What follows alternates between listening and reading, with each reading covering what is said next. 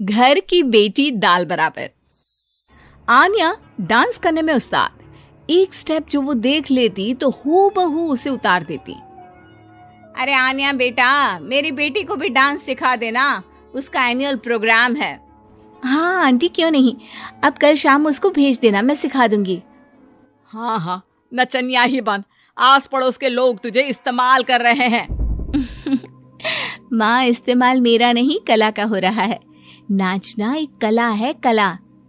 आन्या हर बात में अच्छी थी, फिर चाहे वो अच्छा व्यवहार हो या फिर लोगों की मदद करना, वो हमेशा खुद के शौक को पूरा करने के लिए व्यस्त रहती। लेकिन घर वालों को तो उसका ये काम सिर्फ समय की बर्बादी लगता है। कहाँ है आन्या? उसको बोलो कि आज शाम को खाना वही बनाएगी। सपना देख लो कि तुम्हारी बेटी घर का खाना बनाएगी। अरे आसपास के लोगों का काम करने से उसे फुर्सत मिले तब तो कहीं जाकर वो हमारे घर का काम करेगी ना। देखो ना, इकलौती बेटी, ऊपर से गैर जिम्मेदार, अब करे तो क्या करे। तभी पड़ोस की पिंकी आ जाती है। अंकल आंटी, आन्या दीदी कहाँ है? वो क्या है ना, मेरा क्लास वर्क है, वो मुझे समझ में नहीं आ रहा, तो मम्मी ने कहा कि आन्या दीदी से पूछ लो। हाँ हाँ, क्यों नहीं, खुद का तो कोई काम है ही नहीं उसे। जाओ जाओ, सीढ़ी से ऊपर चली जाओ, वही कमरे में है आन्या। एक रोज शहर में डांस कंपटीशन वाले लोग आते हैं, जहां आन्या का डांस सबको पसंद आता है। क्या बात है, छोटे से शहर में इतना टैलेंट? बेटा, कौन सिखाता है आपको?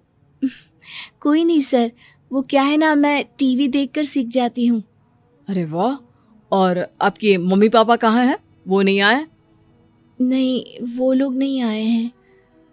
आन्या कंपटीशन जीत जाती है और घर में टीवी वाले आन्या का इंटरव्यू लेने आते हैं। अरे क्या है, कहाँ घुसे जा रहे हो, क्या हो गया? आप आन्या की माँ है ना? वो क्या है ना, आपकी बेटी ने डांस का कंपटीशन जीता है, हमारे शहर के लिए ये गर्व की बात है, तो हम लोग उनका इंटरव्यू लेने आए हैं। ओहो, बड़ा तीर मारा हो जैसे। अरे उसे आता ही क्या है डांस के सिवा, कुछ और करती तो शायद गर्व होता। तभी वहां आन्या आ जाती है और पत्रकारों को इंटरव्यू देती है। उसी रोज पिता के ऑफिस में। देखो तो आजकल के बच्चे कितने स्मार्ट हैं, धन्य है ऐसे बच्चों के माता पिता को।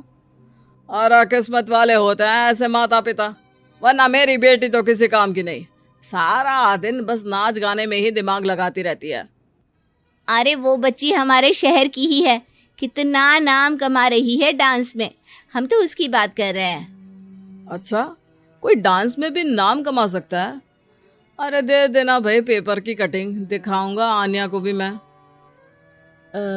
क्या नाम बताया? आन्या? यही तो नाम है मेरी बेटी का, आन्या शर्मा। बड़े उम्मीद से रखा था कि कुछ अच्छा नाम कमाएगी, लेकिन नहीं। आजकल के बच्चों को माँ पापा की इमोशन की कदर है क्या? अरे ये देखिए, इस बच्ची का नाम भी आन्या शर्मा ही है, जो पूरे शहर का नाम रोशन कर रही है। पिता अखबार देखते हैं तो सामने बेटी की ही फोटो रहती है। लेकिन ये क्या, जिस फोटो को देखकर हर कोई गर्व कर रहा था, पिता को उस पे कुछ भी खास दिखाई नहीं देता। हमारी ही औलाद है ये, पता नहीं कब कहाँ जाकर नाम लिखवाती है, मुझे तो पता भी नहीं है। अरे शर्मा जी, जरा मिलवा दीजिए ना अपनी बच्ची से, मैं अपनी बेटी को भी ऐसा ही बनाना चाहती हूँ। मेरी बेटी को कुछ टिप्स दे देगी करियर को लेकर।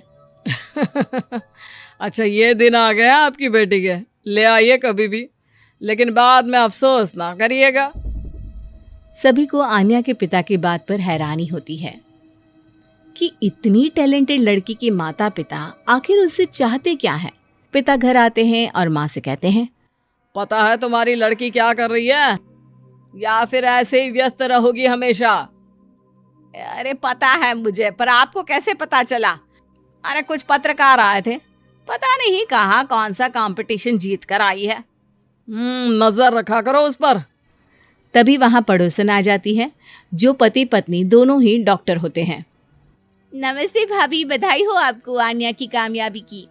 भाई भगवान बेटी दे तो ऐसी। कहाँ है वो? सच में आपको ऐसा लगता है कि भगवान ऐसी बेटी दे? तो ले जाइए ना अपने साथ, रखिए 2-4 दिन, खुद ही पता चल जाएगा। और नहीं तो क्या, सारा दिन करती क्या है, कहाँ रहती है, हमें तो कुछ पता नहीं होता, ना बताती है ना पूछती है। खैर देखिए, वो वक्त अब गया जब माता पिता बनकर बच्चों की परवरिश की जाती थी।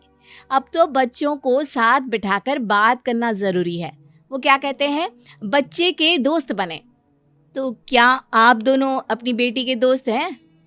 हाँ, बस अब यही बाकी रह गया था। खैर बताइए, क्या काम है आपको? वो क्या है ना, मैं और मेरे पति दोनों को ही इमरजेंसी कॉल आ गई है अस्पताल से। मेरी बेटी आन्या की अच्छी दोस्त है, तो मैं क्या उसे आन्या के पास छोड़ दूं अगर वो फ्री है तो? माँ कुछ बोलती उतने में ही आन्या आ जाती है। वाह आंटी, क्यों नहीं, मैं फ्री ही हूँ, आप निश्चिंत रहिए, मैं उसका पूरा ख्याल रखूंगी। थैंक्स बेटा। वो अपनी बेटी उनके घर छोड़ जाती है, जो आन्या की उम्र की ही होती है। ये क्या मजाक है आन्या? हम लोगों को सोना भी होता है और हर घर का अपना कायदा होता है। मुझे बिल्कुल पसंद नहीं है कि तुम किसी को भी घर में घुसा लो। धीरे बोलिए पापा, कैसी बात कर रहे हैं? अंकल आंटी डॉक्टर है, पता है ना डॉक्टर का फर्ज क्या होता है। अगर वो किसी की जिंदगी बचा रहे हैं तो क्या हमारा फर्ज नहीं बनता कि हम भी उनकी किसी न किसी तरह से मदद करें? आपको तो पता है घर पर अकेले रहना कितना अनसेफ है। हाँ, तो दुनिया को सेफ करने का जिम्मा तू नहीं ले रखा है? अरे बहुत महंगे अस्पताल के डॉक्टर हैं वो लोग, खूब पैसा मिलता होगा, लेकिन ये नहीं कि मेड रख ले। क्या कहती आन्या, कैसे माँ पिता को समझाती कि किसी की मदद करना कोई बुरी बात नहीं है। खैर कुछ महीनों बाद आधी रात को माँ जोर जोर से चिल्लाकर आन्या के कमरे में जाती है। बेटा बेटा आन्या, पापा के सीने में दर्द हो रहा है, बेटा कुछ कर। हाँ माँ, मैं डॉक्टर को फोन करती हूँ। आन्या डॉक्टर को फोन करती है, लेकिन माँ डॉक्टर को तो आने में काफी वक्त लग जाएगा, मैं पिंकी के पापा को बुला लाऊं? अरे वो नहीं आएंगे बेटा, वो लोग बहुत बड़े डॉक्टर हैं और हम लोगों के पास इतने पैसे भी नहीं है। माँ, मैंने डांस कंपटीशन में जो पैसे जीते थे वो है मेरे पास, आप चिंता न करें, बस पापा का इलाज करवा ले। आन्या के कहने पर वो बड़े डॉक्टर ना सिर्फ आन्या के पापा का इलाज करते हैं, बल्कि उन्हें ठीक करके घर भी ले आते हैं। आज मैं सिर्फ अपनी बेटी की वजह से बच गया। भगवान सबको ऐसी बेटी दे।